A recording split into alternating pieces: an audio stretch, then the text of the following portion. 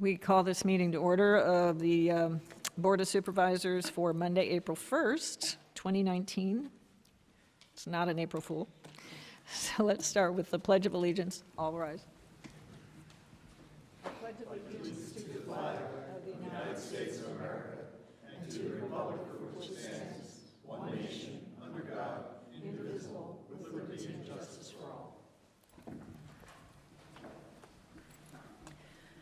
To start, let's approve today's agenda, April 1st, 2019 board agenda. Has everybody looked at it? Any questions? Do I have a motion? I'll make a motion to approve the April 1st, 2019 board agenda. I'll second that.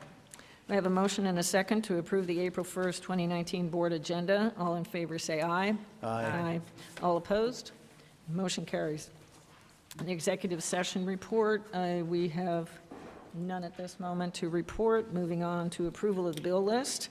This is the bill list from March 14, 2019 to March 28, 2019 in the amount of $314,281.79. Has everyone seen it? Any questions?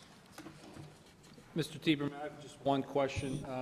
I see that we purchased salt. Can you just give us an idea, not tonight, how much salt we used over or below budget, please? That would be road salt.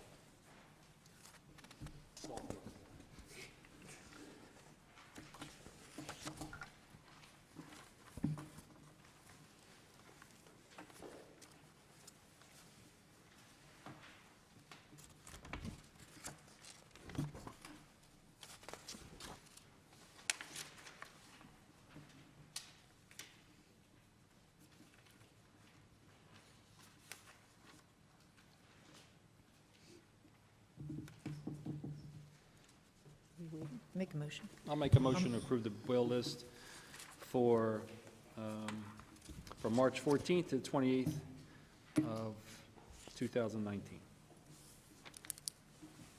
I'll second that. We have a motion and a second to approve the bill list from March 14th to March 28th, 2019 in the amount of $314,281.79. All in favor say aye. Aye. Aye. All opposed? Motion carries. Approval of the minutes. Has everyone seen, read the minutes? Any questions, comments, corrections? This is for March 18th, 2019, regular meeting. I'll move to make a motion to approve the meeting minutes of the board's March 18th, 2019 regular meeting. I'll second that. I have a motion and a second to approve the meeting minutes of the board's March 18th, 2019 regular meeting. All in favor say aye. Aye. Aye. All opposed? Motion carries. This is the public comment section. You can comment on anything either on or off the agenda. Please come up to the mic, state your name and your address. Good evening. My name is Dr. Joseph Giacovino. I live at 99 Yerkes Road. I've lived there since 1972. I attended the Planning Commission meeting the past week, and before it was a rezoning ordinance that was put forth to rezone the Yerkes Road and Hopwood Road areas to allow the building of 3 5-story condominiums with business access. Part of the reason for doing this was because the Hopwood Road onto Route 29, the left-hand turn there is relatively impossible. So the township, in its infinite wisdom, wants to rezone an area which is wetland and put 184 condominium units. It's beyond belief to me that you would even consider such a thing. Now, I received a draft of this ordinance, and it's very specific about what it allows. It's beyond my belief that an ordinance would be drafted like this unless some considerations had been made. Ms. Higgins, you stood on my front porch before you were elected, and we talked about the overdevelopment of this community, and you said that you were very much against it. So I find it very hard to believe that the supervisors, who I was told by Jeff over here, Mr. Grace, at the Planning Commission meeting, that you were the ones who had approved this ordinance being drafted. That 10-acre parcel, which would have 184 condominium units built on it, is on wetlands. I don't really understand how you propose to build something so big with the drainage that would occur, that would flood my property and my neighbors' properties. You know, I don't know what you're attempting to do. I have no clue. If I may, speaking as the attorney for the township, the township did not propose anything. Well, why does it say proposed Upper something. Providence on here? The developer proposed a draft ordinance, which is what you're looking at. It has not yet been subject to any revisions or editing by the township. So then why is there heavy equipment on the ground actually doing work right now? Well, Why? Sir, don't get confrontational with me. This is your opportunity to speak for 3 minutes. I was trying to give you some information in return. The only thing that I can tell you then is that this is not an action item for tonight, okay? So we'll limit you to your 3 minutes, and we'll see whether anybody else has any comments. Because I'm not going to do the whole finger pointing, give me answers, I demand them thing. The supervisors haven't done a thing wrong. It hasn't even been in front of them yet. Well, it's amazing to me that you would even consider something like this because you have a problem with It the is already left-hand zoned. turn. It is already zoned for commercial, so it's not like somebody took a park and Yeah, but rezoned it's it. never been built on. It's never been built on because it's wetlands. Okay, well, I have nothing really else to add tonight, And except if you fill in wetlands, what you will do is actually cause more severe flooding along the Perkiomen River, where my property lies and my neighbor's property. Thank you. The heavy equipment you referred to is probably for the construction. It's for a main interceptor, a sewer system, a sewer pipe that's going in behind the property. That's what that is. That has nothing to do with this piece of property. You're sure? Yes.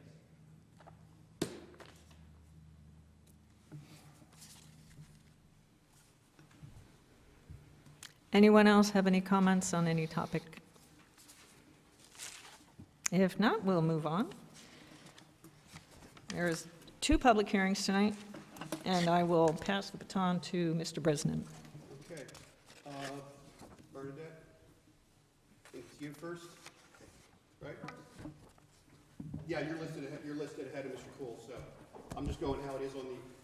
By how it is on the agenda. Yep, sorry, I didn't have the microphone on. Yeah, we have an application. We good, Mark? Okay, this is a conditional use hearing in connection with a land development plan, and what this is about is you can use averaging. You have to, each lot has to be a certain size in the residential zoning districts, but for lots of a certain size, you can have some that are smaller if there are some that are larger, and that it averages out to the required size per lot. But to do that, you have to have conditional use approval. And so what this is about, again, you're putting on your hats as being sort of quasi-judiciary now. You're not legislating. You are sitting in judgment of Bernadette's application just to make sure that she has presented some evidence in support of the objective criteria in the ordinance for conditional use approval. This is not about whether you think it's a good idea or a bad idea. The criteria already exist in the ordinance. This is simply a matter of whether the application meets the criteria in the ordinance. And after she presents her case, you'll have an opportunity to ask any questions, and the audience will too. I'll mark as exhibits for the hearing, first as Board Exhibit 1, a copy of the legal notice of tonight's hearing, and then we'll also admit copies of the pertinent review letters.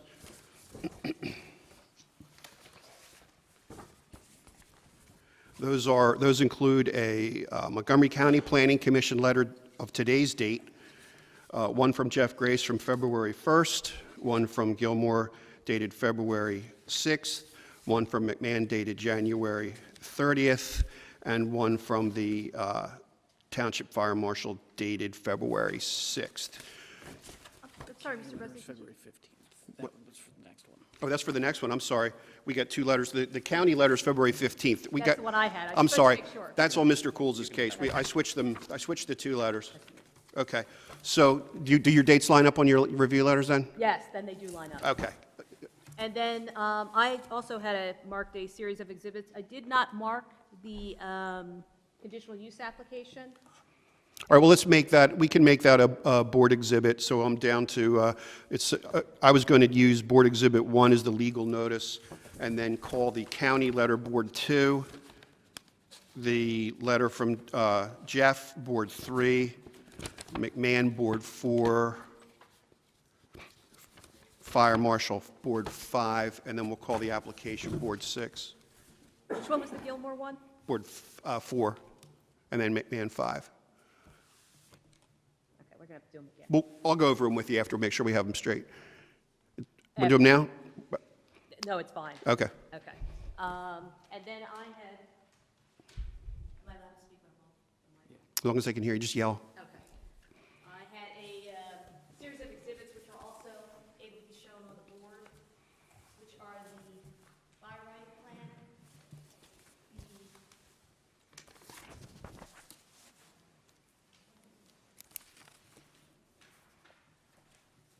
So as part of the application package, you'll see there is the deed for the property, the Steerleys own the property, and it remains in their name.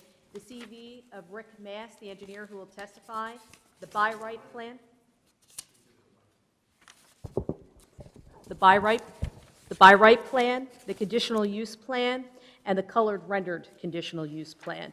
So as Mr. President had indicated, the by right plan shows how many lots can be obtained by right, and then the flexible allotting allows you to cluster them and to have more open space, but the same number of lots. And if I could have Rich Carroll from Hallmark, the developer, is also present. If I could have them both sworn in, but I think Rick Mass will be doing the bulk of the testifying. Do you want to call your packet collectively an exhibit, or do you want to go through specific exhibit numbers inside it? I'm fine with calling it Exhibit Applicant A1. Good. Okay, so this collectively will be applicant's Exhibit 1? Yes.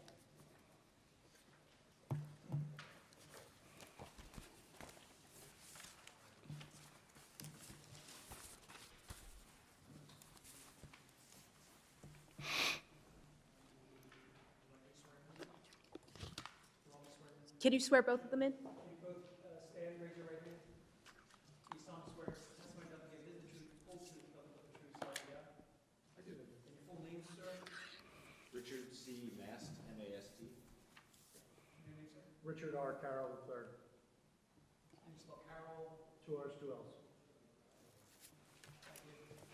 And is there a microphone that Rick should be testing?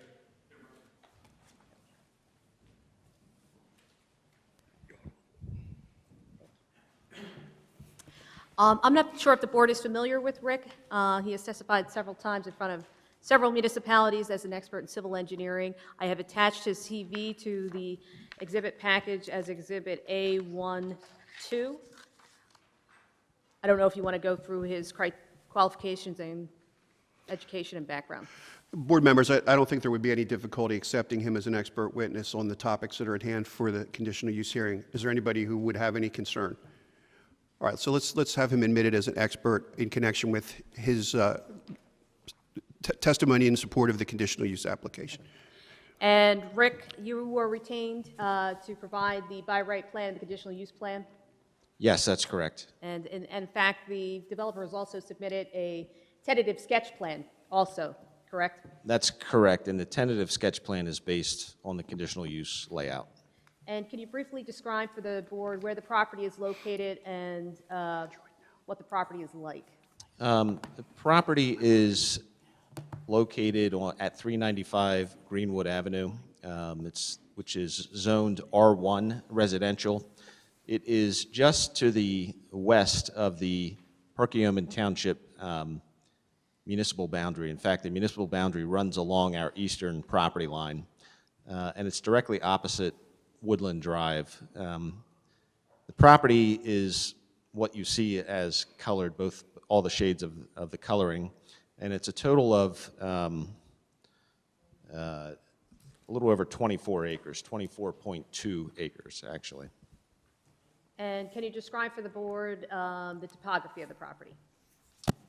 The property generally slopes from the top of the plan toward Greenwood Avenue. There is actually a drainage runoff that, and I'm going to point to the screen, runs from Woodland Avenue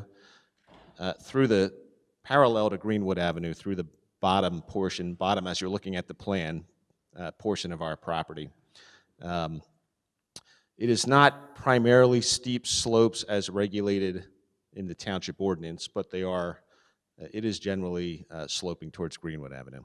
And can you discuss floodplain and wetlands? We had the site investigated by a soil scientist, VW Consultants, and their conclusion is there are no wetlands on the property and no floodplain soils. There is a portion of the property that is actually mapped as floodplain soils, but the on-site investigation has determined that they are not actually floodplain soils. There is associated with that drainage channel that I pointed out from Woodland and parallel to Greenwood, a strip of regulated waters of the Commonwealth. And as part of the land development process, as we go through the process, we will provide those reports and studies to the township. That's correct. And what is the applicant proposing? The applicant's proposing 17 single-family lots on one single cul-de-sac, and that's what's on the board here. The cul-de-sac there's two options in the township's ordinance with regard to cul-de-sacs. One has a large island in the middle, one does not. We have chosen the option with the large island. It spreads the homes out, but also gives us an opportunity to provide some stormwater management within the island. The flexible lot standard allows us to go to a smaller lot size than otherwise permitted in the district. The underlying district requires 1 acre minimum lot size, which would take up the entire property. This is the same number of lots that you could get under the conventional zoning, but they are clustered, for lack of a better word, clustered into smaller lots into less land area, and it allows us to provide the open space that you see on the left of the plan. And just to be a little more specific about that open space, there's a minimum requirement as part of the flexible lotting in terms of open space, and that's what we're showing as open space A. So that's the left side of the open space. That meets the minimum criteria, minimum area for open space to be provided under the flexible lotting. Open space B, the right side of the open space, is what I would call additional or bonus open space. Now I am showing a stormwater management area in that open space, so even if you did not count the stormwater management as part of the open space, we would still be significantly over the open space requirement. So only the stormwater management detention basin is only in open space B, correct? Correct. Right. So open space A doesn't have any stormwater management in it. That's correct. And the bulk of open space B will not also. And can I just point out one more feature? The two lots, it's actually lot 1 and 17 at the bottom of the plan, are corner lots, and they're on existing roadway frontage. So the ordinance has two options for treating that. Either you use a large lot, which would be a 1.5 acre minimum lot along the frontage, or a 50-foot wide landscape buffer. We've chosen the 50-foot wide landscape buffer, which allows us to provide a greater open space area in one single area rather than putting some of it on private lots, which we think is the best option here. And the basis for the 17 lot was on a yield plan that is in our exhibit book as tab 4. I don't know if we can That's go- correct. So the density is determined by the filing of a yield plan, which is using the same tract of land, a determination as to how many lots you would be able to get under the conventional 1-acre zoning. So we filed that plan, and the result was 17 lots, and that's exactly what we're showing on the cluster plan, just in a smaller footprint. So under the by right and under the conditional use, 17 lots. Correct. Just more open space on the plan that's shown in front of the board. Correct. Conditional use plan. Correct. And both plans, the by right and the conditional use plan, the lots are served by public water, public sewer. That's correct, but the by right plan would not be required Would not be required to what? to have public water. And there was one of the remarks in one of the review letters was about fixing lot 10 instead of having a lot width of 100 feet, and that will be corrected, correct? Which plan was that a comment on? The I- by right plan or the conditional use plan? I believe it was on the conditional use plan. Okay.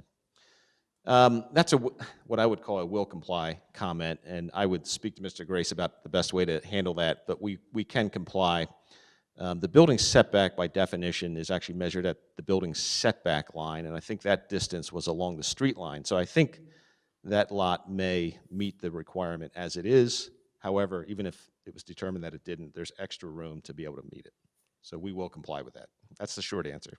Other than that one comment in the review letters, the applicant meets all the zoning data criteria, the dimensional criteria for the flexible lotting. Yes, we do. And in the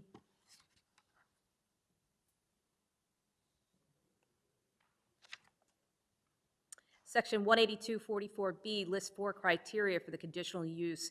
Can you explain which one the applicant is meeting for those 4 criteria to ask for the conditional use? Of the 4, the first is what is most fitting, and that is to preserve environmentally sensitive lands that otherwise would not be preserved under a by right plan. And as I mentioned, even though the open space area and the bulk of the site would not be considered regulated steep slopes, it's still steeper than, it's not flat. So preservation of that area does provide an area that is, I think, beneficial to be left open, not developed, and also that drainage channel that goes from Woodland Avenue parallel to Greenwood Avenue would also be preserved within our open space area. Not to mention the fact that it's a fairly significant just view buffer of the development as well. And does the proposed flexible lotting plan meet the intent of Section 18244 to consolidate otherwise scattered development? Yes, I believe it does. Definitely consolidates the same number of lots into a smaller footprint on the same property. Does it encourage the creation of internalized building patterns? Integration of internalized building pattern, that's a difficult phrase to interpret, but what it does do is it integrates the same number of lots into a smaller, more unified area, so I believe it complies with that. And does it preserve open space through a combination of deed-restricted easements and consolidation of common areas, similar to the concept of clustering allowed in other articles of the zoning ordinance? It does exactly that, and as I mentioned, actually that goes over and above what the minimum ordinance requirements would be for preservation of open space. And the open space A and B, the developer is willing to dedicate it to the township or have an HOA maintain it? There was discussion of that at the planning commission. Yes, during the land development process, I would assume that the township and the applicant would work out exactly how the open space would be treated in terms of its ownership and its maintenance. And I simply divided it into 2 sections to separate what the minimum requirement is versus what we are providing on the plan. So it wouldn't have to be 2 separate Would not have parcels. to be 2 separate parcels, so that can be resolved during the land development process. And will the requested conditional use adversely affect the public interest in any way? No, I don't think it will. In fact, I think it benefits the public interest because it's the same number of lots, the same use on a smaller footprint. I think that's a benefit. Will the proposed development comply with the intent of the zoning ordinance for the flexible lotting? Yes, I believe it does. And will the health, safety, or welfare of the township, is it protected with doing the flexible lotting? It will be. And we had reviewed the consultant's review letters that Mr. President had listed as part of the Planning Commission, correct? I have reviewed them, yes. And most of those comments in the review letters are will comply, or as we indicated with Lot 10, working them out with the Yes, township. that's exactly right. And again, we weren't able to get up, I'm not sure, Brian, are you able to put up the by right plan? I just wanted to show the board the by right plan. That's the by right plan. Which is in Exhibit the- Tab 3 in your book. So again, this shows the 17 lots. Same number of lots using the 1 acre minimum zoning criteria. As you can see, it takes up almost the entire parcel. And it would be 2 cul-de-sacs and more street frontage. And obviously less open space. Yes, that's correct. That's really all the questions I had of Rick. Board members, do you have any questions about the application? You had mentioned that the 50-foot wide buffer along Greenwood Avenue, would that be part of the HOA, do you think, or is that going to be maintained? I think the maintenance of the buffer could be made to be the HOA responsibility, which would be a clean way of ensuring that it's maintained. It would also subject all 17 lot owners to having it maintained, but it'll exist on private property, those lots. So even with splitting up with the way you proposed in the A and B open space, it could be one, or you could adjust that property line? Yes. And have an homeowners association take care of the basin and the buffer areas? Yeah, and that's probably be the likely determined way it during would, the development process, probably the right? likely way it would turn out, yes. Okay.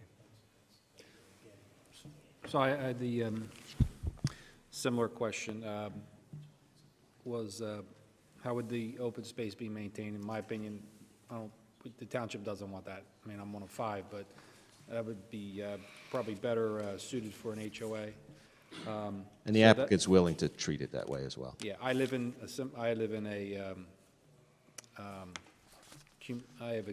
a flexible lot property, so we have a large open space and frontage that's maintained by the HOA. I have no problem making this a public street. What was the thought there? I have no problem with making it a public street, but still Thought was to maintained by an offer the HOA. proposed road for dedication to the Dedication, township. Yeah. okay. And keep in mind, you'll still have them back in front of you for land development. Right. I just a little concerned if we were to make this, take dedication as the circle. It looks nice, and the circle piece. It looks nice. Snowplows don't like that. So, Sorry, I didn't want to interrupt. that's all. I just, The inside of the circle would also most likely be a homeowners association maintained aspect of the plan. The cul-de-sac with its large radius is, now this is subject to the Public Works opinion, obviously, but easier to plow than a smaller cul-de-sac because it's more like a street with a large radius. But one thing we've done in other projects is provide an area where the snow could be pushed straight off too with an easement or a curb depression. So we could work something that into the design as well. so the street before the circle is 32 feet, which is good. What about the circle itself? Is that 32? The width is less than 32. I think it's 22 with one-way circulation, which is the ordinance specified dimensions, and that too is subject to discussion at the time of land development. I think the fire marshal in his letter requested that that be looked at, maybe considered to be made wider, so we could talk about that during land development. I have a couple of questions. One of them is the stormwater. Where exactly does that drain? It drains to this channel that I'd mentioned, which parallels Woodland Avenue, and that's where the whole site drains today. And that parallels Greenwood Avenue, and it continues along Greenwood, eventually goes to the larger creek that crosses perpendicular to Greenwood Avenue. Does it feed into the pond down the road? How far down the road is that? Well, it's on your diagram, it's to the left, and it's 1 or 2 properties to the left. I'm not sure. I can't answer that affirmatively or otherwise tonight. Generally, I would say it's unlikely just because of the size of the drainage area, but I'm not sure. Okay. And you said that these houses would have public water? Yeah, public water? The proposal with the flexible lot is to have public sewer and public water. And where would that come from? Because I can tell you that everybody around there has wells, Public including water, me. I live a half mile from here. the public water is also a half mile from there, roughly. I think it's Knoll Drive. Oh, okay. Is where the Knoll Pennsylvania Drive. American system ends. So we would need to extend it from there along Greenwood Avenue to this development. And that would be serviced by Pennsylvania American Water. Okay, so you would then have to get permission from the property owners in between? Or build it within the right-of-way. We haven't fully designed that yet, so a combination of the two, depending on how it works out in the end. Thank you. Okay, are there any members of the public that have questions for the witness? All right, let the record reflect that nobody indicated any desire to question the witness. Bernadette, do you have another witness? No, unless the board had specific questions for Mr. Carroll, who is the developer of the property and the equitable owner of the property. And he would be more subjected to questions at land development, but Yes. if there are any questions of the developer now, they could be asked of him without him supplying direct testimony first. Anybody have any questions for him, for Mr. Carroll? Okay. Do you want to, let's admit you're A1, you're applicant one. Oh, I did. If you could please come up to the microphone, state your name and address.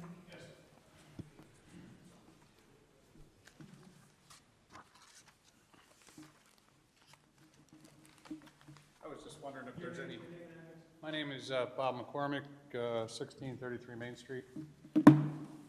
I was just curious if there was any kind of time frame on this, like, or how preliminary is this? Sure.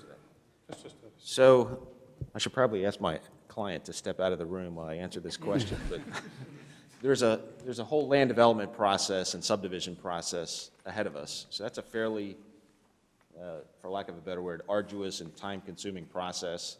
We've also have outside agency approvals. We have to obtain an NPDES permit through the Montgomery County Conservation District. So time frame, as soon as we can get it approved, but probably about a year, maybe next spring, would be the likely time of building. I do have one other question, sorry. Sir, come on up.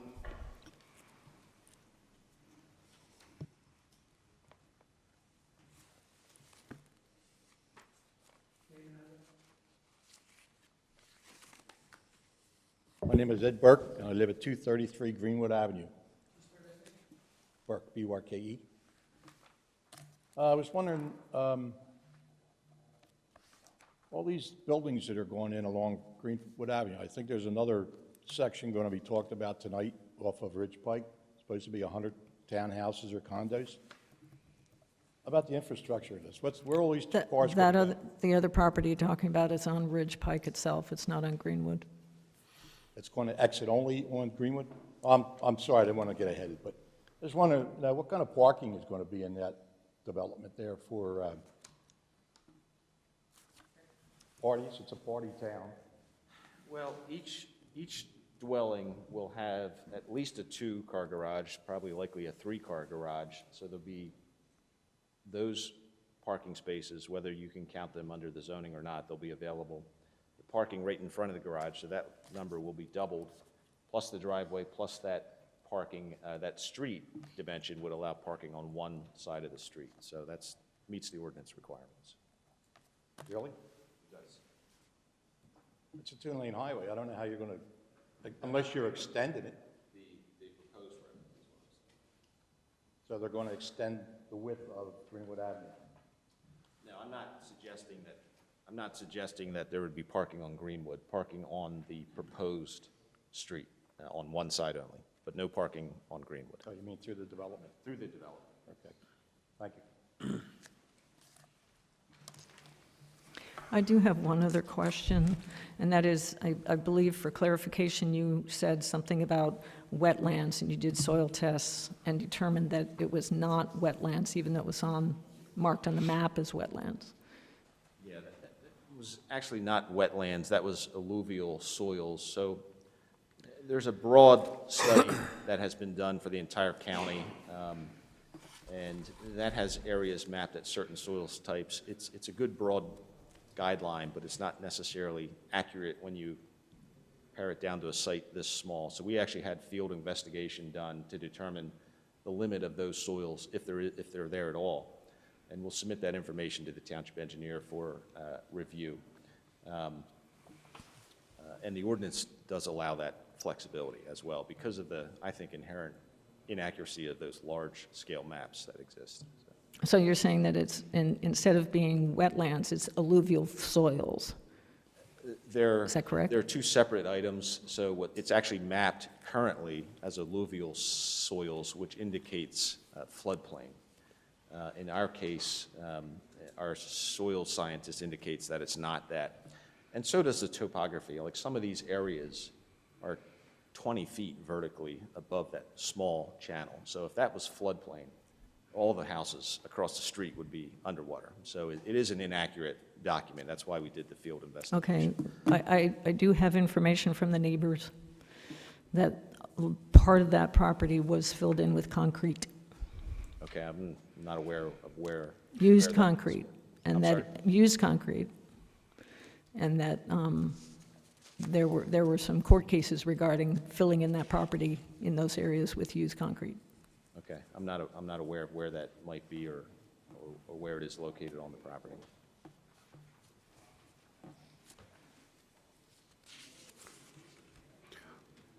Okay, are there any other questions?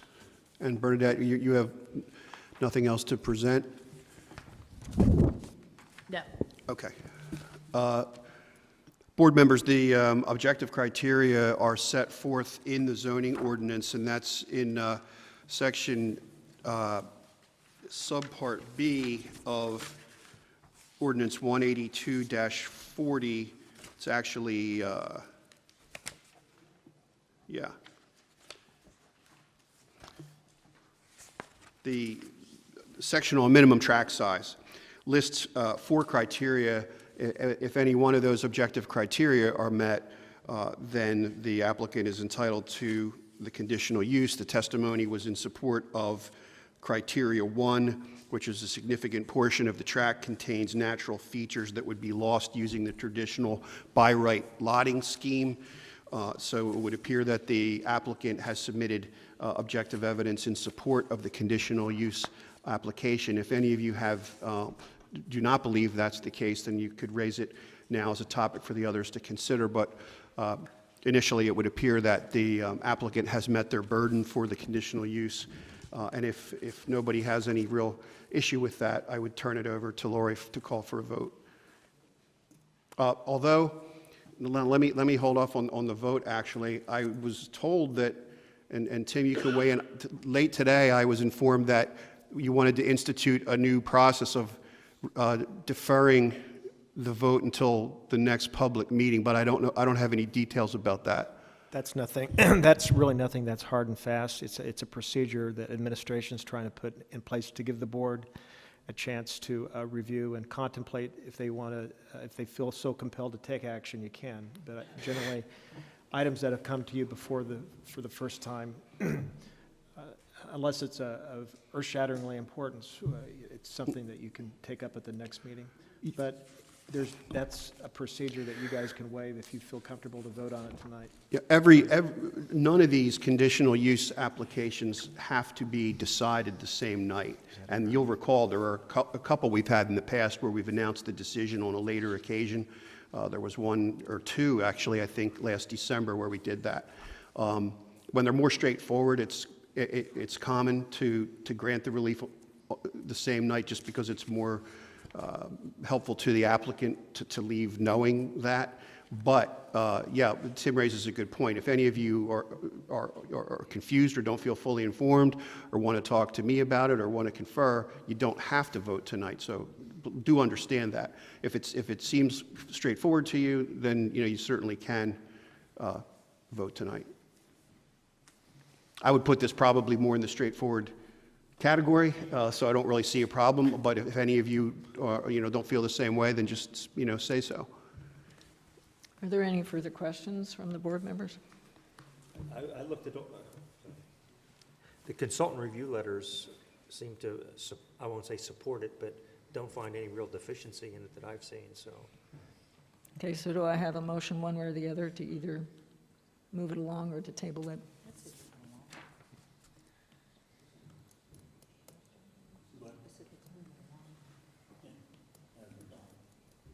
So just make a motion. Can I make a motion? You okay? Somebody want to make a motion? I'll make a motion to approve the flexible lotting option requested for 395 Greenwood Avenue. Do I have a second? I'll second that. We have a motion and a second to approve the conditional use application for flexible lotting for the property at 395 Greenwood Avenue. All in favor, say aye. Aye. Aye. All opposed? Motion carries. Thank you. Mr. President, I had a question for you. We also thought we were on for the tentative sketch. Mr. Grace and I were just discussing that. That was not a part of the hearing. If you want to still speak in support of that, I don't know if anybody's ready on that, or did you intend that testimony also covered the tentative? Unless you wanted us to go through the review letters one by one, yes, we were thinking that it would be subsumed under the conditional use application. Let's close the hearing and then refer to that testimony and keep you up here in support of that and see whether the board's comfortable with that as well. So, because you don't need a hearing for that. We do not need to do that, no. So we can send Mark home sooner. So let's, was it called? Did you vote? Yes. Okay, then the vote taken. We'll close the record on that. And I said that you could go, but you can't because we still have the other one. So just to give you a chance to chill. Yeah. Now that we're off of the record on the conditional use hearing, but the application also was the tentative sketch plan application, which does not require a hearing, but just requires your discussion. So for the newer board members, we have that three-step process with the land development. First is a tentative sketch plan, which is a much rougher looking drawing because people don't usually do engineering at that early stage until they see how you guys react. And then there's preliminary land development and then final land development. So they're at the first stage for the approvals for land development. I believe the letters were also generally, as Phil indicated, supportive, if that's not right the word, but not indicating any real problems with any aspect at the tentative stage. So what they're asking to do is to get the tentative sketch approval to then move on to the more detailed and more important preliminary land development approval. Is there anybody who has any objection to that? Okay.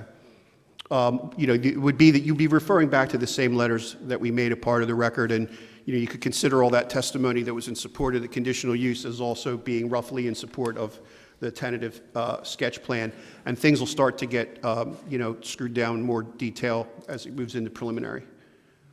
But it would be appropriate to call for a vote on the tentative sketch plan approval separately.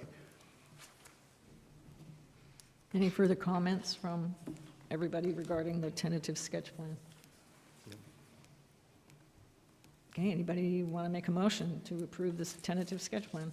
I make a motion to approve the tentative sketch plan for 395 Greenwood Avenue.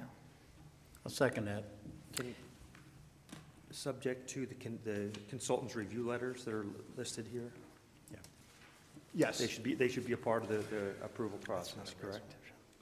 Absolutely. I don't know if, Brian, if we're ready to assign a resolution number. I did not prepare one in advance of today. I was thinking it was only the conditional use earlier today, but I can prepare a resolution. Prepared after the fact, I'll provide you with the resolution number in the morning. Okay. So all those letters will be referenced in the resolution. Okay, I'm okay with that then. Okay, we have a motion and a second to approve the tentative sketch plan for 395 Greenwood Avenue. All in favor, say aye. Aye. All opposed? Motion carries. Thank you. We'll be back before you hopefully soon. Thank you. Excuse me, Joe. It would be subject to the planning commission's recommendations, right? Because they also have a comment number 2 here on potential for installing curbs and sidewalks, so that'll. Yes, I think it'll include Planning Commission too. Okay. Yep.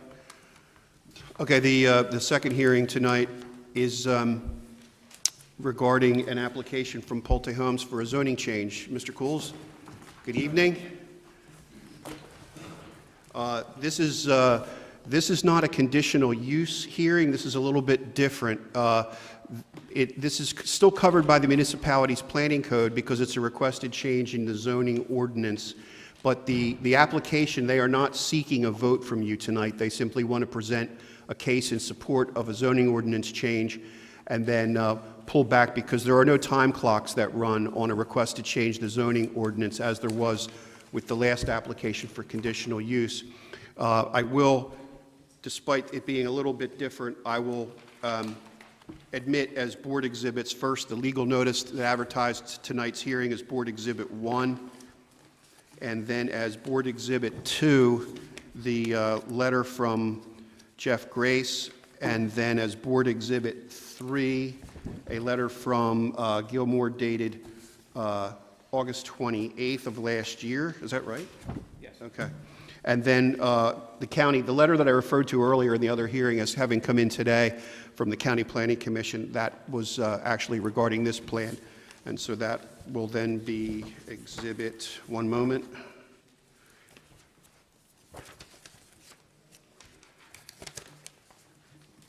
Yep, 4. And Mr. Cools, I'll let you take it from there and tell us about the requested zoning change that has been once to the board in your request for a hearing, and so they know a little bit about it, but take it from there. Okay, thank you, Mr. President. I think there are some people here who may be interested in this application who weren't here last time, so please pardon me for going over a little bit of the same ground again so that they're clear just how different this is from the hearing that they just saw. Not only are we not expecting a decision this evening from this board, you're never under an obligation to make a decision in reference to this application like you are under the conditional use application. So that's one big difference. Despite the fact the ordinance says Upper Providence on the top, we prepared it, and it's certainly not anything that you folks ever need to endorse or approve. Also, there is no objective criteria like there were on the conditional use application, where the ordinance sets forth criteria for a rezone. There's planning objectives and there's planning criteria, but this is not a case where the applicant stands before you in an effort to present sworn testimony and click off a particular number of conditions. In fact, I'm not aware under the municipality's planning code that there's even a requirement for there to be a stenographic record kept of this proceeding, but if the board's inclined to do that, that's obviously fine with us. I only wanted, you're absolutely right. I don't think there is an obligation, but I think since we were going to not vote now and vote later, it made sense to have a record to refer back to. Sure, I appreciate that. Okay. Thank you. Let me give you a little bit of background. This application was made in June of 2018. Right around the time the application was made, we appeared before you real briefly at that time just to tell you we were making the application, ask you to please accept it and process it and give us an opportunity to have some review letters from your staff. We had met with staff a few times before that. We've met with staff a few times since then. We appeared at your planning commission twice. First time we appeared at your planning commission, the plan was in a previous form. It has since changed form. And in fact, the exhibit, which was marked as A3, or sorry, Board 3, B3, which was Mr. Dingman's letter, is actually a review of a previous permutation of this plan. It's since changed to the one you saw last time we were here, which offers a 10-acre park dedication to the township. That was the result of some discussion with your staff and some discussion with your planning commission. And in fact, after that offer was made, the planning commission, your local planning commission, your township planning commission, made a recommendation for approval of the rezone. Since the last time we saw you, we've also gone before the County Planning Commission, the Montgomery County Planning Commission, in an informal setting. It was not a public hearing. We met with staff. Mr. Grace was present at that meeting. I was there. Mr. Kennedy was there, our planner, on behalf of the applicant. And we sat and discussed this application for rezone with the Montgomery County Planning Commission, which resulted in the letter, which I don't know whether you've had a chance to see, but we just saw quickly. Mr. Grace was kind enough to send it over just as soon as it arrived this afternoon, but that was still about 4:30. I did distribute copies. Okay. They have hard copies up here. Okay. And so we're hoping to have an active dialogue with you about this. We had an active dialogue with you last time we were here. It was clear that the board was not as favorably inclined toward this application as the Planning Commission was and as we hoped or expected, but we appreciate you giving us the time this evening to continue the discussion with you. And we're going to do that on a little more informal basis than what you saw in terms of the conditional use. I'm not going to be asking questions. I'm going to just let Mr. Kennedy, as a start, just run with it and take you through the PowerPoint quickly and show you the various aspects and the various reasons why we think it makes sense. We're hopeful that we're going to get some feedback from you. And I think if I can try to categorize this, at least my way to start, there's the question before you of a rezone, and that is not a land development plan. That is not the specifics of a actual plot plan, although clearly a rezone would yield a particular plot plan eventually, and we're glad to talk to you about that.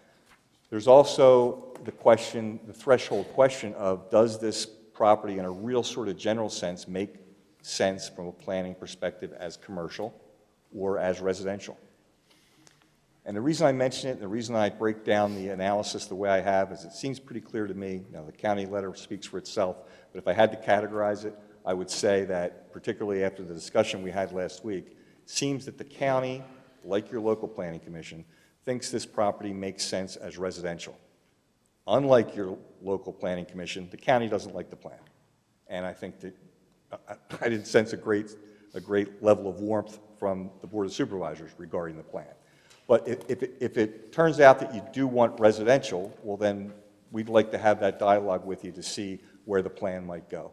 Obviously the park is also similar in that regard, in that it appeared to us that that was going to be of great attraction to the township. Seemed that way at the Planning Commission, didn't seem so much that way last month before the Board of Supervisors. But maybe it would be more attractive if the park was not dedicated to the township and it remained private. So we'd like to have that discussion with you and get some of your feedback as to whether you like this parcel residential but you don't like the plan, you don't like the idea of residential on this parcel at all, you like the idea of park but you don't want to take it. We want to have a fluid dialogue with you regarding your feelings about this so that we know where to go from here. We've been reactive to the staff. We've been reactive to the Planning Commission. We're hopeful of developing this parcel. We wouldn't be here for a year and a half. But we're not tied with chain to anything. So with that being said, I'm going to turn it over to Mr. Kennedy to take you through the PowerPoint and show you what's being proposed. Any questions for me right now? Okay. I get the podium. Oh, I thought I gave you. Let me also say, while Mr. Kennedy's swapping business cards, we do have a whole team here with us again. I don't want to scare you with a lot of people because they don't have to speak. We can do this quickly, but they are here and available to answer your questions, so let me just tell you who they are. Mr. Rob Holmes and Mr. Rob Hadzor are here from Pulte. We have Mr. Timothy Woodrow here with us. He's the civil design engineer, and I'll go through these names again for you. And Mr. Jason Shetler, S-H-E-T-L-E-R. Woodrow is as you'd expect. Rob Hadzor, H-A-D-Z-O-R from Pulte, and Rob Holmes, H-O-L-M-E-S. And they are available to answer your questions. And I would point out to you also that in regard to Mr. Woodrow, he's the civil design engineer on this project for a lot of reasons. He's an excellent engineer and a sparkling personality, but also he was heavily involved in this project for years while marketed previously from about 2014 to 2018. And he can give you some background on how there really wasn't much interest, even under the many plans that he prepared, for commercial use on this parcel. Okay, well, with that, I'll turn it over to Mr. Kennedy. Okay, and I think I will move over here. As Mr. Cools mentioned, we have a lot of neighbors that we know are out who most likely have not seen this, so I will very briefly go through and just recap some of what you have already seen. So this is the property right here, outlined in orange. It's a little bit under 24 acres. For reference, this is Ridge Pike, also known as Main Street. This is Township Line Road. Right here is the shopping center I'm sure you're familiar with Targets. The property itself has some constrained areas. You can see that the frontage along Ridge, which is about 850 feet, is got some wooded areas. There's a stream area that goes through here. There are some wetlands. And then you have an area which is very buildable in the back. The property is zoned NCC, which is neighborhood convenience commercial, excuse me. And one of the things you notice is that for commercial property, it has a very, very limited amount of frontage. And in fact, the more buildable part is in the back. If we could go on to the next slide, please. This is an excerpt from the township's zoning map.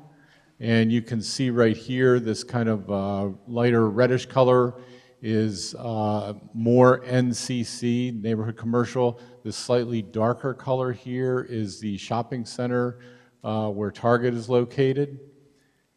So as you can see, this same zoning extends all the way to the Trap Borough line.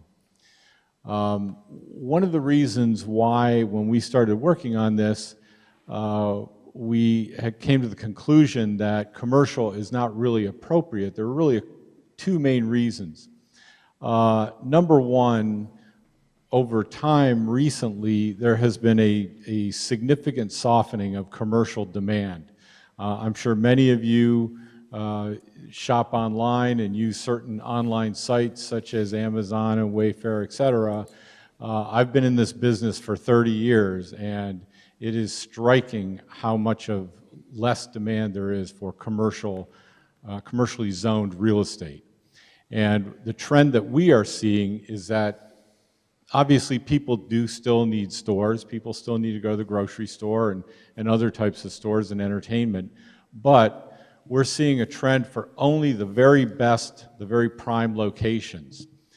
And in this particular corridor, the best location is right here at the corner of Township Line Road and Ridge. There's also a significant amount of commercial already existing in Limerick Township next door. So as we get farther from this intersection, the demand for that commercial diminishes greatly. So that was one of the issues. The second issue was the zoning itself as it is written for NCC, the neighborhood commercial.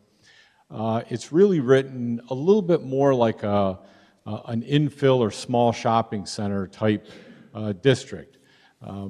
It has a sliding set of dimensional bulk standards for sites that are a half acre and then 1 acre and then over 3 acres. So in many ways, it's actually geared towards a lot of these very small properties that you see spread out across the road here. This site is, as I stated, 24 acres. It is, as far as I could tell, it's the largest piece of NCC in the township. So it doesn't really fit the category of an infill site per se. And I will point out one other thing, which, if there are any questions, Mr. Woodrow can address this. Originally, this was part of an estate of a family. There was the Pico line right here, and one part of the property was to the east of this, and one part of the property was to the west of the Pico easement. When this eventually was put up for sale by the estate, there was only interest commercially in the piece that was to the west, which was closer to the intersection with Township Line Road. There was no interest at all in a commercial use for this property, which was further to the east. And that is simply the market bearing out exactly what I've said, that as the demand for commercial has diminished, these types of sites are simply not in demand currently. If we could have the next slide, please. This is an excerpt from your comprehensive plan, which is one of the documents that we look at when we go to look at land use and possible alternate land uses and rezonings and such. The comprehensive plan was adopted in 2010, so it is not that old, but the township's at the point where they will now be embarking on a new comprehensive plan. And you can see that this property is part of a kind of a light orange. It's a little bit hard to see in the slide, but and then this darker red, which we see right at the corner, those are proposed land uses for commercial, and in fact they are commercial. Some new commercials gone in right here. This lighter orange color is simply called mixed use. Now, mixed use doesn't necessarily mean that there would be a mixture of uses on each parcel. It also can mean, and in the text it's described as potentially being a mixture of uses in the area. And one of the things that is talked about in the comprehensive plan and contemplated would be a mixture of commercial uses and then also some higher density residential uses as transitional, as a transitional area between the road corridor itself and then these other areas which are lower density further to the north and south. So based on this analysis, in my opinion, the proposal to move to R3 would be consistent with the township comprehensive plan. One of the other things that we look at then would also be the county's comprehensive plan, which is called Montco 2040. That was recently adopted. That's only about 2 years old, I believe. I don't have an illustration of that, but this area is designated as residential suburban. So, and as stated in the county's review letter, the proposal is consistent with the Montco 2040 plan. If we could go on to the next one, please. As Joe kind of alluded to, we have been talking to the township, the planning commission, and the staff for quite some time. This is not a quick process. It's one that we've tried to listen to many people, excuse me, as much as possible. This was an early plan. This is in accordance with the R3 regulations. You can see the property right here outlined in orange. One of the things that this also shows are some of the constraints on the property. We can see a stream corridor that flows up to the north right here. We have in this lighter green some wetland areas. We also have, there's just a few areas in here of some steep slopes too. One of the things that we discovered as we went through this process was initially it was always considered that any development would align right here with Pennington Road. And that is something that is simply not possible, mainly because of the wetlands in this area. So part of what had to happen was this had to move further west, and we had to locate an area where we could have an adequate exit and entrance and good sight distances. So one of the things that was discussed along the way was the possibility of creating a large piece of open space on the property. So if we could have the next slide, please. So this is where the current plan is, and this is what we've evolved to, and Joe alluded to. This would be the creation of an area in front that would be all open space. This is a little bit over 10 acres. And currently, we would offer this to the township for dedication as a neighborhood park. There could be some trails tying in from other locations.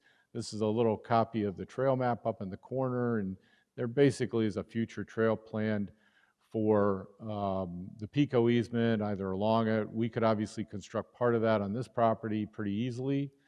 This, while it could be a neighborhood park, it would not be a regional park, but you could do, it would not be suitable for, say, soccer fields and baseball and such, but you could have a lot of recreational facilities at this location. Parking area, trails, maybe something like a fitness trail, tot lot. You could have some small playing fields. You could even have some court games. These would be pickleball courts or something like that, or some volleyball courts. So this property would be appropriate for certain recreational improvements that would just be more on the neighborhood basis. And this would be a separate access that's proposed to the trail, to the park area right here. And then in the back, in this area, would be proposed the development. And these would be townhomes. In accordance with the R3 regulations, we're not proposing any changes or amendment to the R3 district. This particular plan shows 100 units. I believe in the regulations under R3, you could actually get considerably more, but we're proposing somewhere in this area. This actually would be a combination of two different types of townhomes. Along the outside would be 24-foot wide two-story townhomes. They would have two-car garages. And then on the inside would be 20-foot three-story townhomes, which actually would be alley-loaded right here and here. So these are the fronts of the units, and these are the fronts of the units. So this central area would actually, these units would front on a courtyard. That was another comment that came up in some of the Planning Commission meetings and meetings with the board, that maybe we would like to offer more of a variety of housing in the community. And if we could go on to the next slide, please. This gives you an idea of some of the potential that we could have with this, with the park and the trail system.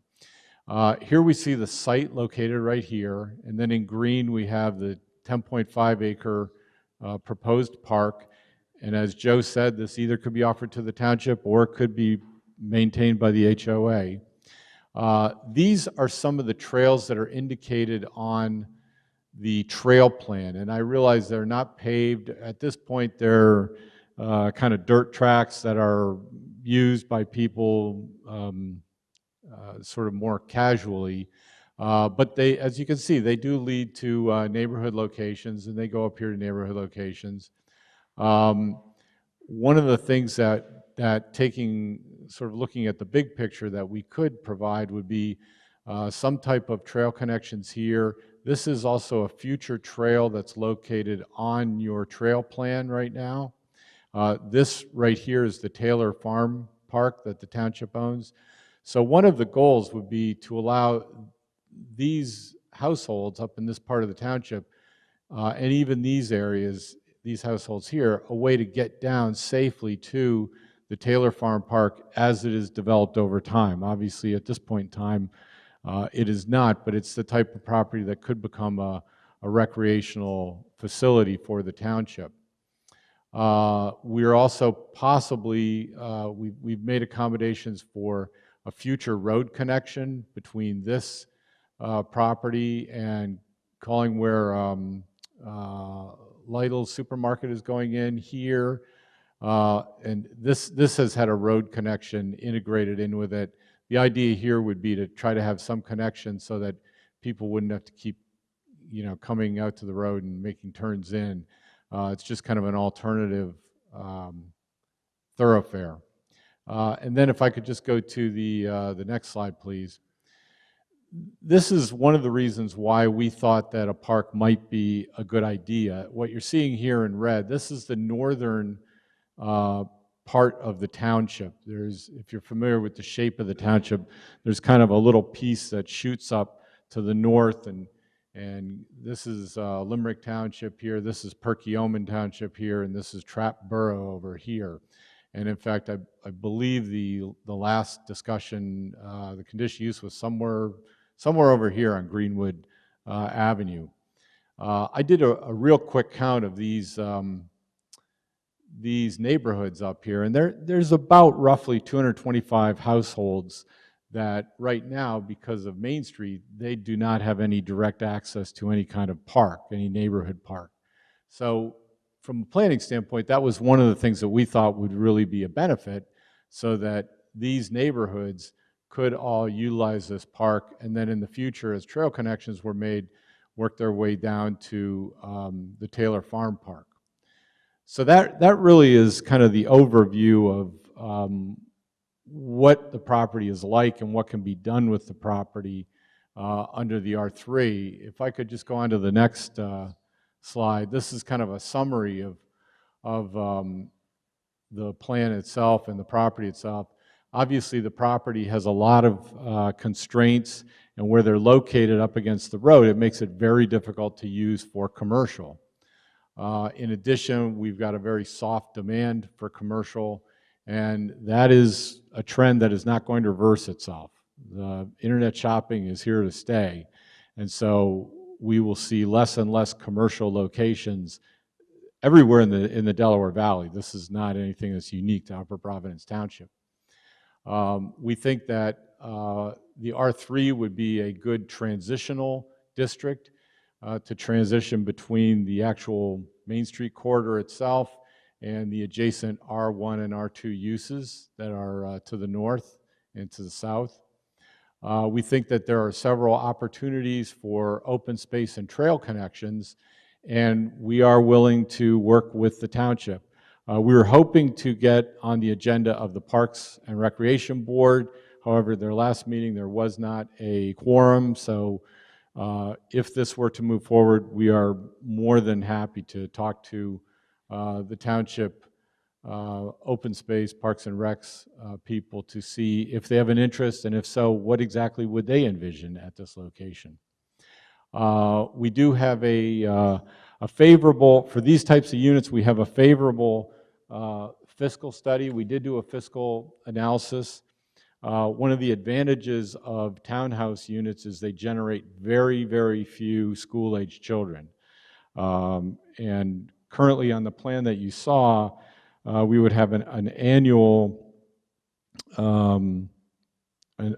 annual amount of, positive amount of $18,400 to the township annually, and to the school district you would have an annual increase of $357,000 going to the school district for a total of $375,000, a little bit over that.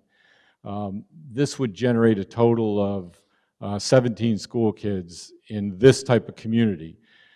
The way that school-age children generation works is depending on the type of unit that is built and the price of the unit, more or less children will live in those types of developments. Obviously, single-family detached homes, 4 and 5 bedrooms, they generate the most. So they tend to typically have a negative impact rather than a positive impact. Townhomes, and this is something that's been studied very, very carefully and extensively in Montgomery County by the County Planning Commission itself. These types of units generate very, very few school-age children. And then just finally, this would also represent a reduction in traffic if a commercial use could be found. However, it is still our premise that this is not appropriate for commercial. And similarly, the last item would be, this would be less impervious coverage on the site if a commercial user were to be found. Excuse me, and I'm just going to, real quickly, the last few slides are just, if we could go on to the next one.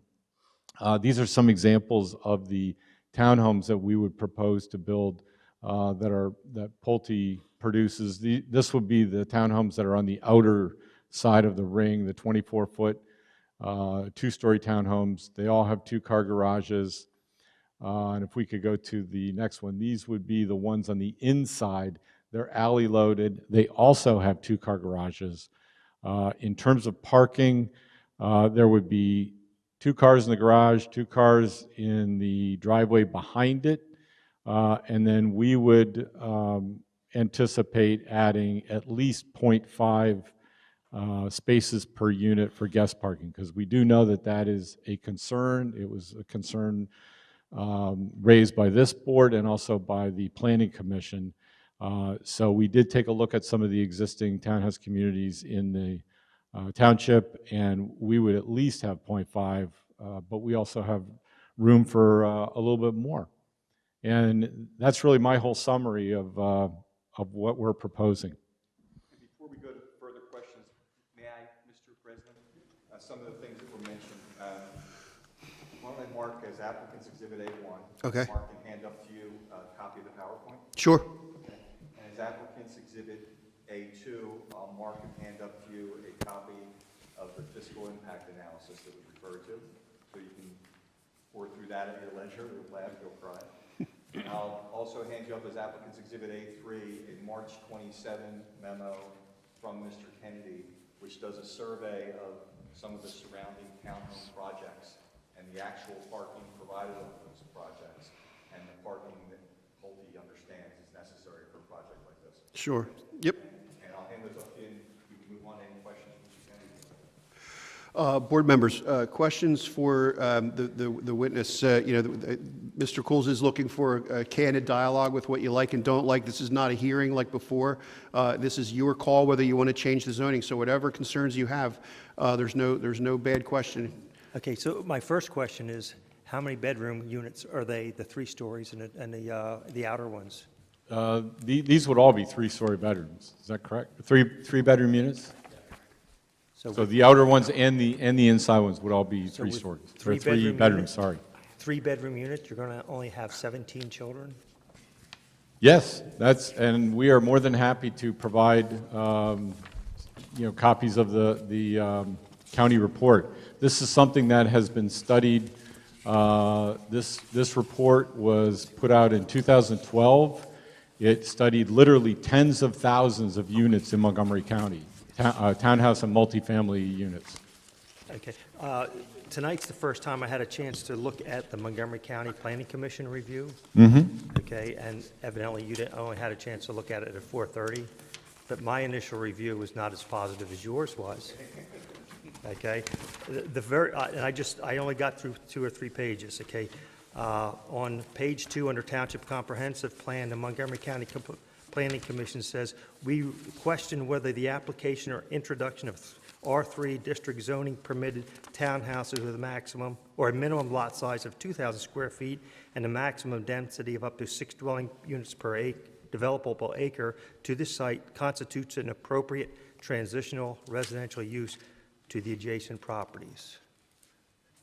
That's not a glowing review, okay? I mean, you go down to the next one, the recommendation. However, R3 zoning district standards may require modifications to ensure that the plan, as proposed, meets township goals and objectives regards to residential development. And it goes on. I mean, I just circled a few of them here.